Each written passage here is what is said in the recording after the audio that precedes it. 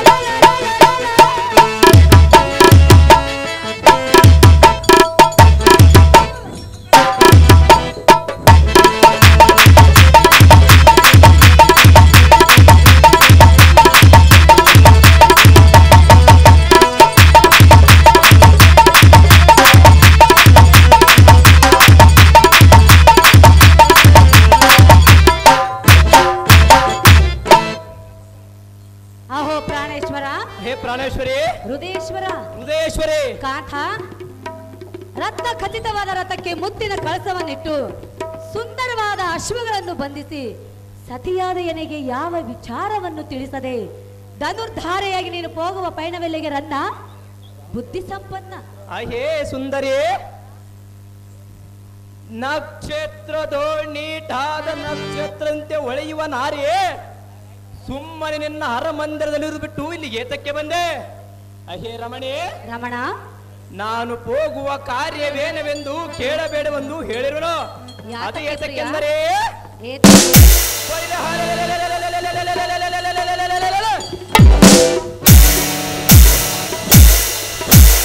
ಈ ಭೂಮಿ ವಲಯದೊಳಗೆ ಯಾವ ಪುರುಷನಾಗಲಿ ತಾನು ಹೋಗುವ ಕಾರ್ಯದ ವಿಚಾರವನ್ನು ಯಾವ ಸ್ತ್ರೀಯಳು ಕೇಳಬಾರದು. ತಿಳಿಯಿತೆ ರಾಣಿ ಕಲಿಕಿರ ಕಾಂತೆ, ನಿನ್ನ ಸಂಗತಿಯನ್ನು ಏನಾಗಿ ತಿಳಿಸುವುದಿಲ್ಲವೆಂದು ಹೇಳುತ್ತಿರುವೆಯಾ? ಈ ಸಮಯದಲ್ಲಿ ಎಷ್ಟು ಮಾತಾಗಿ ತಿಳಿಸಲ್ಲ ಸುಂದರಿ. ಯಾವ ಸಮಯದಲ್ಲಿ ತಿಳಿಸುವೆ? ಆ ಕಳ್ಳ ಕೃಷ್ಣನನ್ನು ಜಯಿಸಿ ಬಂದ ಮೇಲೆ ತಿಳಿಸಲ್ಲ ಸುಂದರಿ. ಪ್ರಿಯಾ, ಪ್ರಿಯಳೇ, ಕಾಂತ ಕೈ ಹಿಡಿದ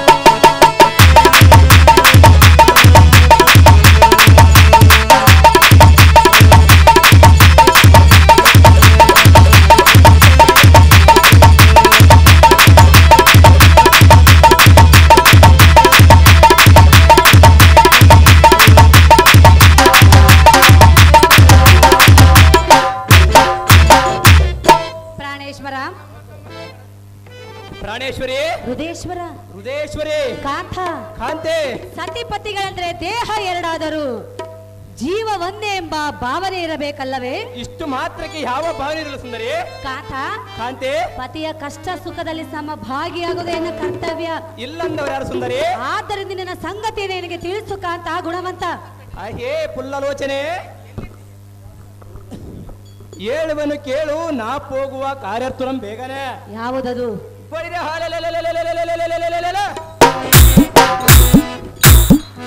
ನಮ್ಮ ಕುಲ ವೈರಿಯಾದ ವಿಷ್ಣುನೆಂಬ ಎಂಬೇಡಿಯು ನಮ್ಮನ್ನು ಬಿಡಿನುಡಿಗಳಿಂದ ಬೈದಿರುವಂತೆ. ಹೌದಾ? ಅಹೇ ರಮಣೆ, ರಮಣ, ಅದು ಏತಕ್ಕೆಂದರೆ ಏತಕ್ಕೆ ಕಾಂತ? ಬಡಿದೆ ಈ ಕ್ಷಣವ ವೈಕುಂಠಕ್ಕೆ ಹೋಗಿ ಆ ಮೂಢನಂ ಕಾಲು ಪಿಡಿದು ಗಿರ್ರನ ತಿರುಗಿಸಿ ಏ ಸುಂದರಿ, ಸುಂದರ, ಅವನ ಪ್ರಾಣಮ್ಮ ಮೆಮ್ಮಪುರಕ್ಕೆ ಕಳಿಸಿ ಅವನ ಪತ್ನಿಯ ಮಾಂಗಲ್ಯ ಅರಿಸಿ ಬರಲು ಹೋಗನು ತಿಳಿತೆ. ಕಾಂತಿ, ಹಿಡಿದು ನಿನ್ನ ಮನದ ಕಾಂತೆ. ಕಾಂತ, ಕಾಂತೆ, ವೈಕುಂಠಕ್ಕೆ ಹೋಗುವೆಯಾ? ಸಹಜವಾಗಿ ಹೋಗೋಣ ಸುಂದರಿ. ವಿಷ್ಣುನನ್ನು ಯಮಲೋಕಕ್ಕೆ ಕಳಿಸುವೆಯಾ? ಸಹಜವಾಗಿ ಕಳಿಸಲು ಸುಂದರಿ. ನಿನ್ನಿಂದ ಆಗುವುದೇ? ನಿನ್ನ ಕಂಡರೆ ಎಂತ ಮಹಾಬಲದ ತಿಳಿಯಲು ಸುಂದರಿ. ಕಾಂತ, ಕಾಂತೆ, ನೀನು ಎಂಥ ಪರಾಕ್ರಮಿ ಎನ್ನುವುದು ನನಗೆ ಗೊತ್ತಿರುವುದು. ಮತ್ತೆ ಗೊತ್ತಿದ್ದವರು ಈ ರೀತಿ ಮಾತನಾಡುವ ಸುಂದರಿ. ಅದಕ್ಕಾಗಿ ಬೇಡವೆಂದು ಹೇಳುತ್ತಿರುವುದು. ಅದು ಯಾತಕ್ಕೆ ಬೇಡ ಸುಂದರಿ? ಹೇಳುವೆನು ಕೇಳು. ಅದೇನು ಸವಿಸ್ತಾರವಾಗಿ ಸುಂದರಿ.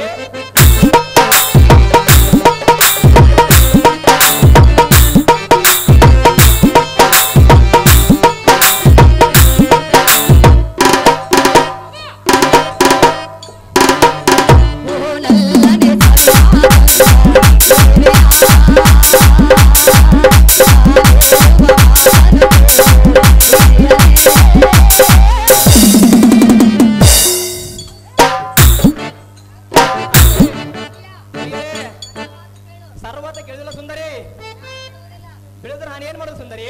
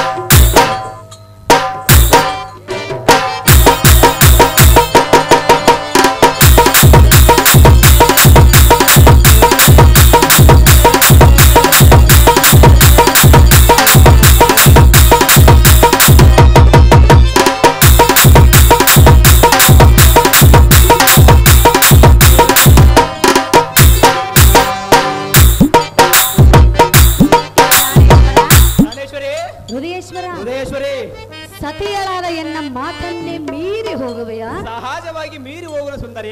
ಜಯಿಸಿ ಬರುವೆಯಾ? ಸಹಜವಾಗಿ ಎದ್ದು ಬರುವ ಸುಂದರಿ. ನಿನ್ನಿಂದ ಆಗಲಾರದು. ಅದು ಏತಕ್ಕೆ ಆಗಲಾರದು ಸುಂದರಿ? ಕಾಂತ, ಕಾಂತೆ, ವಲ್ಲಭ, ವಲ್ಲಭೆ, ಪ್ರಿಯ, ಪ್ರಿಯಳೇ, ಸತಿಯ ಮಾತು ಮೀರಿ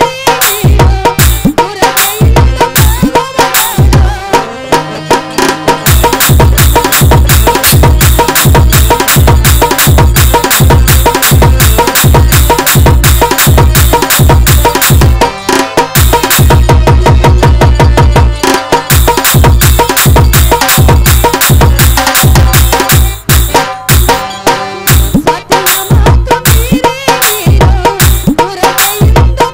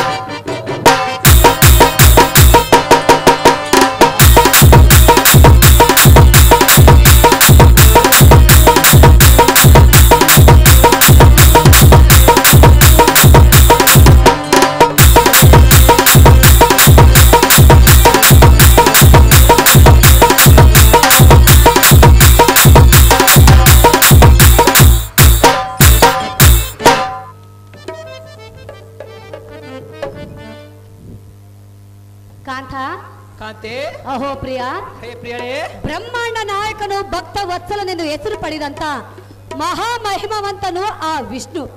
ಆದ್ದರಿಂದ ನೀನು ವಿಷ್ಣುವನನ್ನು ಸರ್ವತ ಜಯಿಸಲಾರೆ ಪ್ರಾಣೇಶ. ಬಿಟ್ಟು ಬಿಡು ನಿನ್ನ ಮನದ ಆವೇಶ. ಅಹೇ ಸುಂದರಿ, ಏನಿದೆ ಮಾತಿನ ವೈಖರಿ?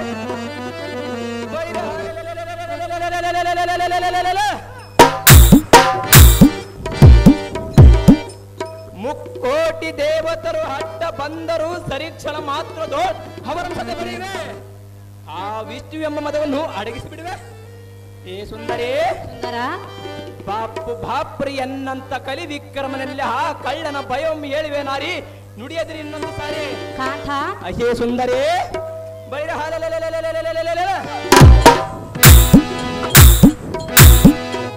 ರೂಪದೋ ಅತಿ ರೂಪವತಿಯಾದ ಲಕ್ಷ್ಮಿ ಎಂಬುಳನ್ನು ತಂದು ನಮ್ಮ ಹಣ್ಣೆಯನ್ನು ವಶ ಮಾಡಿ. ಆಹಾ, ಸುಂದರಿ, ಸುಂದರ, ಇಂದಿಗೆ ಆ ನೀಲ ಮೇಘನ ಶಾಮನ ಸಂರಕ್ಷಕನೆಂಬ ನೇಮವನ್ನು ಅಳಿಸಿ ತಿಳಿದ ಸುದತಿ, ನಿನಗೆ ತಕ್ಕಬೇಕಿದ್ರ ಸಂಗತಿ. ಕಾಂತ, ಕಾಂತೆ, ನಿನಗೆ ಏತಕ್ಕೆ ಬೇಕು ಇದರ ಸಂಗತಿ ಎಂದು ಕೇಳಿದೆಯಾ? ಹೌದು ಸುಂದರಿ. ನಾನು ನಿನ್ನ ಸತಿಯಲ್ಲವೇ? ನಿನ್ನ ಸಂಗತಿ ನನಗಲ್ಲದ ಮತ್ತಿನ್ನರಿಗೆ ಬೇಕಾಗಿರುವುದು. ಈ ಸಮಯದಲ್ಲಿ ಎಷ್ಟು ಮಾತ್ರ ಕೇಳಿದಲ್ಲ ಸುಂದರಿ? ಹೇಳಿರುವೆ. ಹೇಳಲ್ಲ ಸುಂದರಿ, ಹೋಗಬೇಡೆಂದು ಬೇಡವೆ. ಸಹಜವಾಗುವನು ಸುಂದರಿ. ಕಾಂತ, ಕಾಂತೆ, ಸಿಂಧೂರ ಮಾಲೆಯನ್ನು ತಂದಿರುವೆನು, ಸ್ವೀಕರಿಸು. ನಿನ್ನ ದುರದಾಸೆಯನ್ನು ಮರೆ ಮಾಡಿಸು. ವೈಕುಂಠಕ್ಕೆ ಹೋಗೋನು ಸುಂದರಿ. ಪ್ರಾಣೇಶ್ವರ, ಪ್ರಾಣೇಶ್ವರಿ, ಹೇಳುವೆನು ಕೇಳು. ಅದೇನು ಸವಿಸ್ತಾರಗಳು ಸುಂದರಿ. ಸಿಂಧು ಸಿಂಧೂರ ಮಲ್ಲಿಗೆ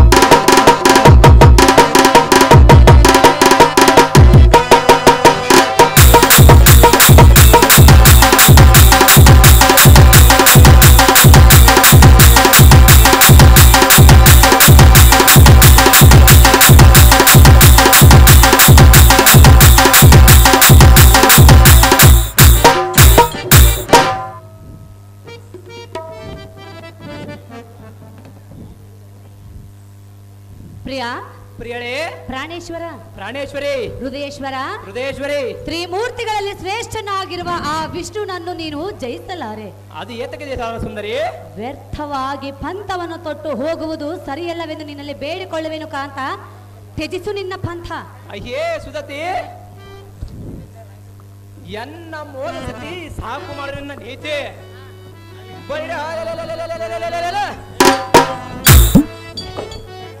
ನೀನಾಡುವ ನುಡಿಗಳಂ ಕೇಳಿದರೆ ಎನ್ನಯ ರುಚ್ಚಡದೋಳು ಹಳಗಿದ್ದ ಕೋಪನ ಪಡೆದುಂಟಾಗುವುದು. ಹೌದೇ ಅಯ್ಯೇ ರಮಣಿ, ಅದು ಯಾತಕ್ಕೆಂದರೆ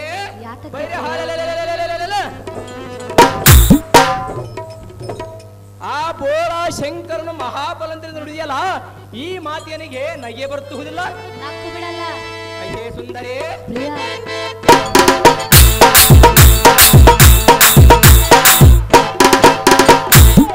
ಬಾಪು ಬಾಪರೆ ಆ ಕರ್ಪದಿ ಅಂತ ಬಲವಂತನಾದ ಭಸ್ಮಾಸೂರನ ಬಾಧೆಗೆ ತಡೆಯಲಾರದ ಅಡವಿ ಪಾಲಿಗೆ ಓಡಿ ಹೋಗಿದ್ದನಲ್ಲ, ಅಂಥ ಜಡಜುಟನು. ಏ ಸುಂದರಿ, ಎನ್ನಂತ ಕಡು ಪರಾಕ್ರಮಿಗೆ ಸರಿ ಸಾಟಿಯಲ್ಲ ಸುಂದರಿ, ಸಾಕು ಮಾಡು ಕಂಬ ಕಂದರೆ. ನನ್ನ ಮಾತು ನೀನು ಕೇಳೋದಿಲ್ಲವೇ? ಹೌದು ಸುಂದರಿ. ಪ್ರಾಣೇಶ್ವರ, ಪ್ರಾಣೇಶ್ವರಿ, ಹೃದಯೇಶ್ವರ, ಹೃದಯೇಶ್ವರಿ, ನಿನ್ನ ಹಠವನ್ನು ಬಿಡು, ಎನ್ನ ಮಾತನ್ನು ಕೇಳು. ಸರ್ವತ ಹಠವನ್ನು ಬಿಟ್ಟು ನಾನು ಏನು ಮಾಡಲು ಸುಂದರಿ? ಕಾಂತೆ, ಪ್ರಿಯ, ಪ್ರಿಯಳೇ, ಹೇಳಲೇ ವಿಸ್ತಾರಗಳು ಸುಂದರಿ, ಹೇಳುವಿನ ಕೇಳು. ಅದೇನು ಚೆನ್ನಾಗಿ ಹೇಳು ಸುಂದರಿ. ನೀ ಬಂದರೆ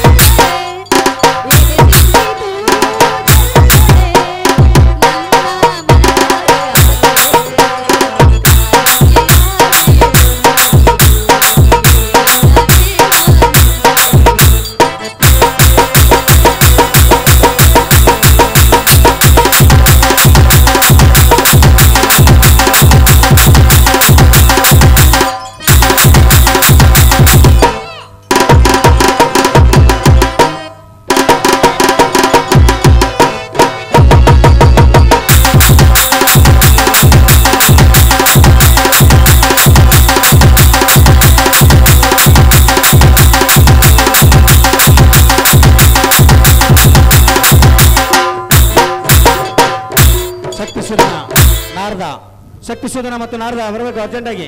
ಕಾಂತ, ಕಾಂತೆ, ಅಹೋ ಪ್ರಿಯ, ಅಹೇ ಪ್ರಿಯಳೇ, ವಲ್ಲಭ, ವಲ್ಲಭೆ, ವಿಷ್ಣುನನ್ನು ನೀನು ಸರ್ವಥಾ ಜಯಿಸಲಾರೆ. ಅದು ಏತಕ್ಕೆ ಜಯಿಸಲಾರ ಸುಂದರಿ? ಅವನನ್ನು ಜಯಿಸಿದವರು ಯಾರು ಇಲ್ಲ. ನಾನೇನು ಸಾಮಾನ್ಯ ಸುಂದರಿ. ಕಾಂತ, ಕಾಂತೆ, ನೀನು ವಿಷ್ಣುನೊಂದಿಗೆ ಪಂಥವನ್ನು ತೊಟ್ಟು ಹೋಗಿ ಸೋತು ತಲೆ ತಗ್ಗಿಸಿಕೊಂಡು ಹಿಂತಿರುಗಿ ಬರುವುದು ನನ್ನಿಂದ ನೋಡಲಾಗಲಾರದ ಮಾತು. ಏನು ಮಾತನಾಡುವ ಸುಂದರಿ? ಆದ್ದರಿಂದ ನಿನ್ನಲ್ಲಿ ಕರ ಮುಗಿದು ಸ್ಥಿರವಾಗಿ ಬೇಡಿಕೊಳ್ಳುವೆನು ಕಾಂತ, ತ್ಯಜಿಸು ನಿನ್ನ ಪಂಥ.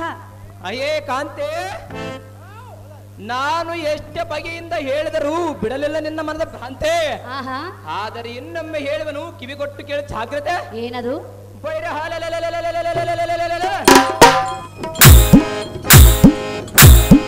ತ್ರಿಮೂರ್ತಿಗಳಲ್ಲಿ ಯಾವ ದೇವನು ದೇವತರು ಸೊಲ್ಲಡಗಿದ ಸರ್ವ ದೇವತರ ಅಧಿಕಾರಿಗಳನ್ನು ನಾವೇ ಸ್ವೀಕರಿಸಿ ಈ ಭುವನ ಬ್ರಹ್ಮಾಂಡಕ್ಕೆ ನಮ್ಮ ಅಣ್ಣನೇ ಶಕ್ತಿಯನ್ನು ಒಡೆಯನ್ನಾಗಿಸಿ ನಿರ್ಧರಿಸಿ.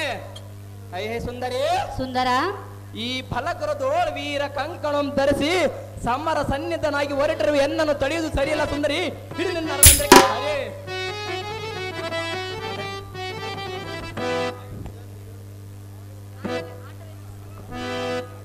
ನಾನು ಎಷ್ಟು ವಿಧವಾಗಿ ಬೇಡಿಕೊಂಡರೂ ಒಂದೇ ಹಠವನ್ನೇ ಎದುರಿವೆಯಲ್ಲ ಸುಂದರಿ.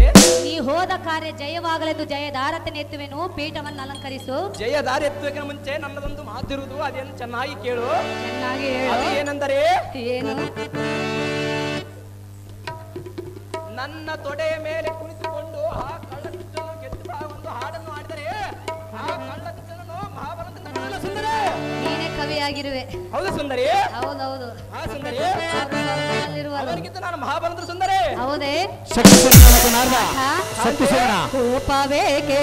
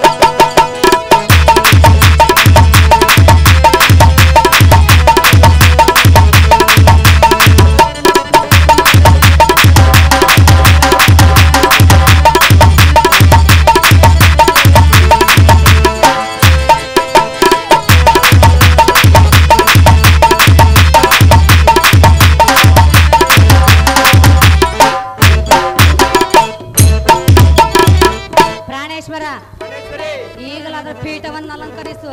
ನಿನ್ನ ಹೆಸರಂತಾಗಲ್ಲ ಕಾಂತಿ.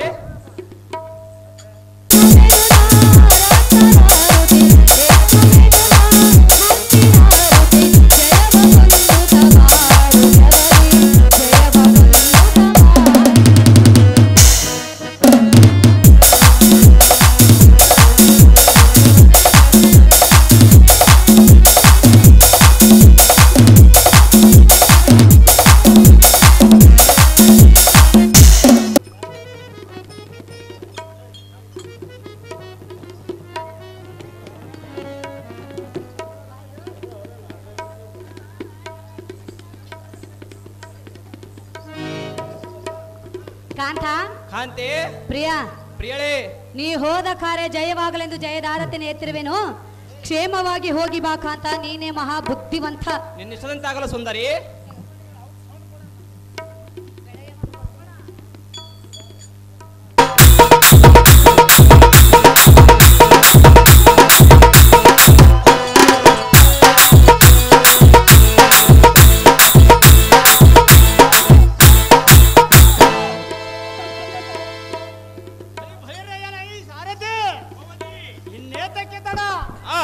ಸಂರಕ್ಷಣೆ ಕರ್ತನೆಂದ ಅಹಂಕಾರ ಮತ್ತನಾಗಿರುವ ನಮ್ಮ ಕುಲಸತ್ನವಾದ ಮುರಾರಿ ಎಂಬ ನಾರಾಯಣನ ಗರ್ವ ಹರಣ ಮಾಡಿ ಮಹಾಲಕ್ಷ್ಮಿ ಎಂಬ ಅವನ ಸತಿ ಮಣಿಯನ್ನು ಹಿಡಿದೆಳೆದು ಅಪಮಾನ ಮಾಡಿಸಿ ಗೋಳಾಡಿಸಿ ಮೇಲೆ ಈ ಬ್ರಹ್ಮಾಂಡಕ್ಕೆ ನಾವೇ ಒಡೆಯರೆಂದು ಜಗತ್ತಿವಲ್ಲ ಕೊಂಡಾಡುವಂತೆ ಬೇರೆಯನ್ನು ಒಡೆದಿದಾರದೆ ವೈಕುಂಠ ಕರೆದ ಬಿಡಿ ಜಾಗ್ರತೆ ಬಳಿ ಬಳಿ ರೇ ಎಲೈ ಸಾರಥಿ. ಗಂಡು ಗಲಿಗಳೊಳು ಪ್ರಚಂಡನೆಂದೆನಿಸಿದ ನಮ್ಮ ಅಣ್ಣಯ್ಯನು ಬಳಿರ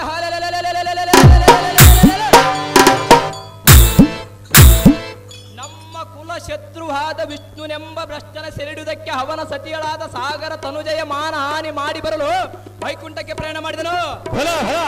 ಸಾರಥಿ ಗೋಮತಿ ಇಲ್ಲಿಯವರೆಗೆ ಟಕ್ಕು ತನದಿ ನಮ್ಮ ಕುಲದವರ ಮಣ್ಣು ಮುಕ್ಕಿಸಿ ಬಹು ಸೊಕ್ಕಿನಿಂದ ಮೆರೆಯುವ ಆ ಭ್ರಷ್ಟನಾದ ಸೆರೆಹಿಡುವುದಕ್ಕೆ ನಮ್ಮ ಅಣ್ಣನಿಗೆ ಬೆಂಬಲವಾಗಿ ಹೋಗುವನು.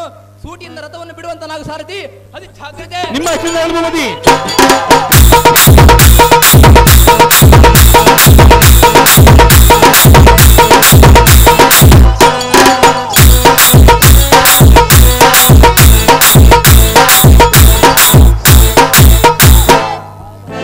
ವಿಷ್ಣು ಮತ್ತು ರುಕ್ಮಿಣಿ ರೆಡಿ ಆಗಿರಬೇಕು. ವಿಷ್ಣು ಮತ್ತು ರುಕ್ಮಿಣಿ.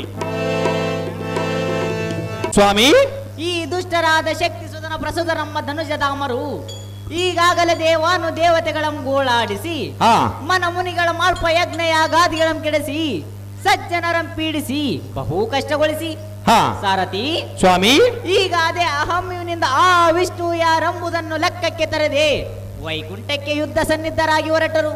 ಸಾರಥಿ ಸ್ವಾಮಿ, ಇಂದಿಗೆ ಆ ಮೂರ್ಖರಿಗೆ ಕಾಲಗತಿ ಕೂಡಿ ಬಂದಂತೆ ತೋರುತ್ತದೆ. ಈ ಸಮಾಚಾರವನ್ನು ಶ್ರೀಮನ್ನಾರಾಯಣಿಗೆ ತಿಳಿಸಲು ಹೋಗುವೆನು ಕಂಡೆಯ ಸಾರಥಿ. ನೀನು ಸುಮ್ಮನೆ ನೋಡುತ್ತಿರುತ್ತಾಗಲಿ ಸ್ವಾಮಿ. ಸಜ್ಜನ ಪ್ರೇಮಿ ವಿಷ್ಣು ಮತ್ತು ರುಕ್ಮಿಣಿ ರೆಡಿ ಆಗಿರ್ಬೇಕು. ವಿಷ್ಣು